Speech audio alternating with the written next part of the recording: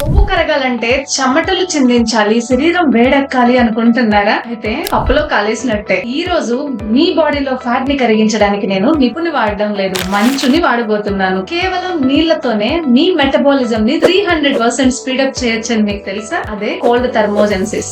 మన బాడీలో 2 types of fats ఉంటాయి. ఒకటి మొండిగా ఉండే వైట్ ఫ్యాట్, రెండవది కొవ్వును కరిగించే బ్రౌన్ ఫ్యాట్. ఎప్పుడైతే చల్లగా ఉన్న నీరుని తాగుతావో మీ బాడీ టెంపరేచర్ పడిపోకుండా ఉండడానికి బ్రౌన్ ఫ్యాట్ నిప్పులా మండుతుంది. అందుకే day 8 command the cold flash. Number 1, cold shower. స్నానం చివరిలో కనీసం 30 to 60 సెకండ్స్ చల్లని నీటిని ఒంటిపై పోసుకోండి. Number 2, ice water face wash. ముఖాన్ని చల్లని నీటితో కడగడం వల్ల కూడా మెటబాలిక్ సిగ్నల్స్ ని స్పీడప్ చేయొచ్చు. Number 3, hydration. చల్లని నీరు తాగడం వల్ల బాడీ దాన్ని వేడిగా చేయడానికి క్యాలరీలను ఖర్చు చేస్తుంది. అండ్ ఎక్స్ట్రా బెనిఫిట్స్ ఏంటో తెలుసా? నెంబర్ 1, వేగస్ నర్వ్ యాక్టివేట్ అవుతుంది. మనం చల్లని నీటిని ముఖంపై చల్లుకున్నప్పుడు మన బాడీలో వేగస్ నర్వ్ యాక్టివేట్ అవుతుంది.